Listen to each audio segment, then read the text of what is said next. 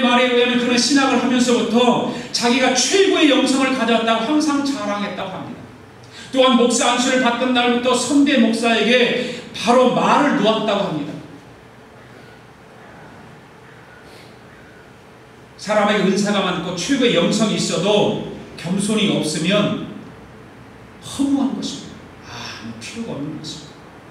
결국 하나님의 일을 잘 못하는 이유는 은사가 없기 때문이 아니라 겸손이 없기 때문인 것입니다. 살면서 은사가 많은 사람들이 더 잘 넘어지는 경우가 많습니다. 목회자들도 대개 은사가 많다는 분들이 오히려 돈과 이성 문제로 잘 넘어지는 것을 우리는 보지 않습니까? 그렇기 때문에 항상 하나님, 저는 부족합니다라고 고백할 줄 알아야 됩니다.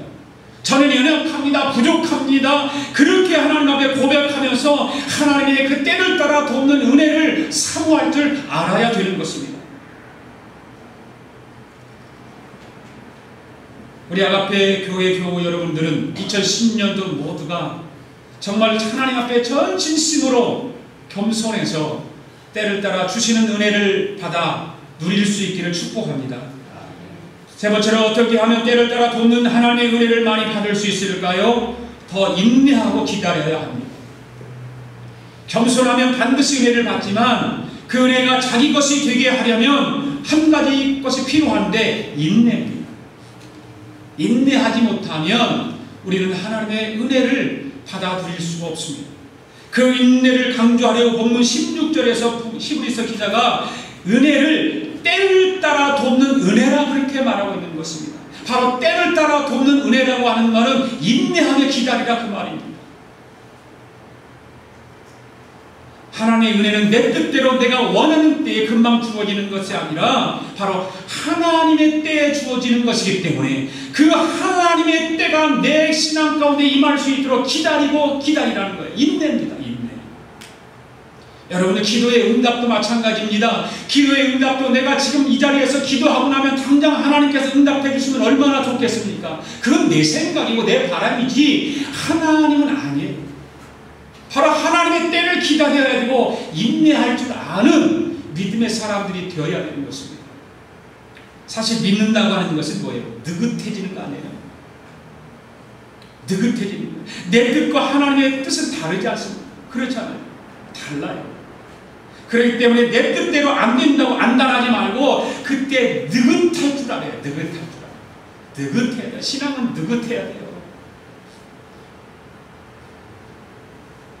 성경에 많은 유인들을 보십시오. 그들도 약점은 많지만 한 가지 약점만 거의 없었다고 하는 거죠. 그 한 가지 약점이라는 일이 뜻대로 안 된다고 안달하는 모습이에요. 성경의 인물들 가운데 그런 사람 한 사람도 없었어요. 일 안 된다고 안달하는 사람은 별로 없어요. 그렇기 때문에 겸손한 모습으로 최선을 다했다면 한 가지만 더 하면 되는 거예요. 그것은 바로 하나님의 때를 느긋하게 기다리는 것입니다. 아멘. 기다리세요. 여러분들 자녀들 공부 못한다고 안달하지 마세요. 기다리세요. 기다리면 잘하게 돼 있어요. 지금 현대는 너무 조급해요. 이 조금이라도 늦어지면 실패하는 줄 알아요. 아닙니다. 살다 보면 속도를 내야 할 때도 있지만 기다려야 할 때도 있잖아요. 그렇잖아요.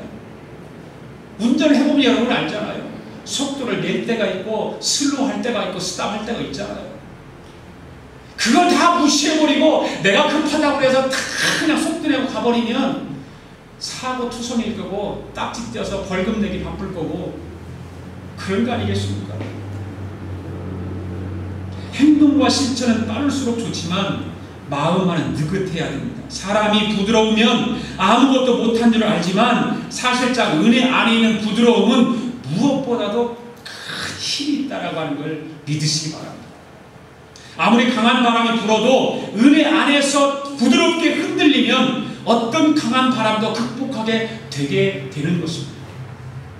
그런 느긋한 삶을 위해서 무엇보다도 훈련해야 할 것이 부드러운 언어생활, 부드러운 언어생활. 사람의 언어생활을 보면 이런 공통점이 있습니다. 즉 은혜가 사라지면 금방 언어가 어떻게 됩니까? 거칠어지잖아요. 은혜 받으면 은혜가 내 안에 많이 있으면 말이 부드러워. 전체 말이 부드러워. 그런데 은혜가 떨어지면 받았던 은혜를 다 마귀의 떠버리면 내 말이 거칠어요. 가시가 있어요. 여러분들 한번 자신들을 생각해 보세요. 내 말이 거칠다고 생각하면 은혜가 떨어집니다. 내 말에 가시가 있다라고 생각하면 은혜가 없는 거예요. 오늘 말씀을 통해서 하나님께서 주시는 때를 따라 돕는 은혜를 통해서 여러분의 말이 바뀌어지기를 원합니다. 거칠은 말에서 부드러운 말, 가시가 돋친 말에서 정말 은혜스러운 말, 몸은 대처럼 말에 순종하게 되어서, 그래서 언어가 부드러워지면 신기하게도 행동도 부들부들해지는 거예요. 부들부들해지는 거예요. 사람은 누구나 병들 수도 있어요. 어떤 사람은 선천적으로 약하죠. 그러나 언어가 부드러우면 병에 대한 면역력도 강해진다는 사실이에요. 그렇기 때문에 보약을 멀리 찾지 말고 건강한 언어가 무엇보다도 소중한 보약이라고 하는 것도 여러분 아세요. 생각해 보세요. 말하는 것마다 가시 돋친 말, 막 승질내는 말, 화를 막 내는 말만 한다고 생각해 보세요. 질병이 없던 사람도 화가 속에 들어있기 때문에 질병이 어느샌가 나도 모르게 생긴다는 거죠. 잠언 18장 21절 말씀에 보면 죽고 사는 것이 혀의 권세에 달렸다 그렇게 말하고 있습니다. 죽고 사는 것이 혀의 권세에 달렸다는 거예요. 긍정적인 말과 부드러운 말을 하면 죽어가던 세포도 살아나고 건강의 가능성도 현저하게 높아진다는 거예요. 이건 의학적으로도 증명이 되는 거예요. 하나님의 말씀 속에도 있지만 의학적으로 증명이 되는 거예요. 믿음이 무엇입니까? 믿음이란 하나님의 은혜로 사람의 혀가 감정이 아닌 말씀에 사로잡힌 거예요. 할렐루야. 금년 한 해 동안 하나님의 말씀을 통독하면서 저와 여러분들이 하나님의 말씀에 사로잡힐 수 있기를 축복합니다. 하나님 말씀에 한번 잡혀보십시오. 하나님의 말씀으로 내 마음속 가득 한번 채워보십시오. 초대교회 성령이 임할 때 어떤 일들이 생겼습니까? 가장 먼저 혀가 하나님께 붙잡혔다고 하는 거예요. 혀가. 그 사건은 하나님의 은혜가 부드러운 혀와 깊은 관계가 있음을 잘 보여주고 있는 것입니다. 그러므로 부드러운 언어와 넉넉한 마음으로 하나님의 때를 기다려 보십시오. 그러면 반드시 하나님의 은혜의 때가 속히 주어질 줄로 믿습니다. 2010년도 우리 아가페 교회는 말씀을 통독하는 해입니다. 그래서 우리 중고등부 학생들도 기도 제목을 그것만 내가 공개할게. 기도 제목을 써냈는데 말씀 통독을 꼭 하겠습니다 라고 하나님 앞에 약속을 하고 기도 제목을 써냈어요. 하게 해달라. 기특하잖아요. 그런데 어른들은 없어. 학생들은 있다. 1년 동안 말씀을 꼭 통독할 수 있게 해주세요. 그 기도 제목을 써서 1년 동안 기도해달라고 주었어요. 여러분 기도하는 대로 그렇게 되기를 원합니다. 이런 꿈과 비전을 하나님께서 저에게 주셨어요. 바로 하나님의 말씀을 읽는 데는 속독이 있고 정독이 있어요. 속독은 빠르게 많이 읽는 것입니다. 그러면서 말씀 속에서 하나님의 은혜가 주어지고 그 은혜로 말씀의 꿀송이 같이 달게 되는 것입니다. 정독은 뭡니까? 하나님 말씀을 좀 천천히 읽지만 아주 곱씹듯이 말씀을 읽으면서 그 말씀을 깨달으면서 읽는 거예요. 그 말씀이 꿀송이 같이 달게 돼요.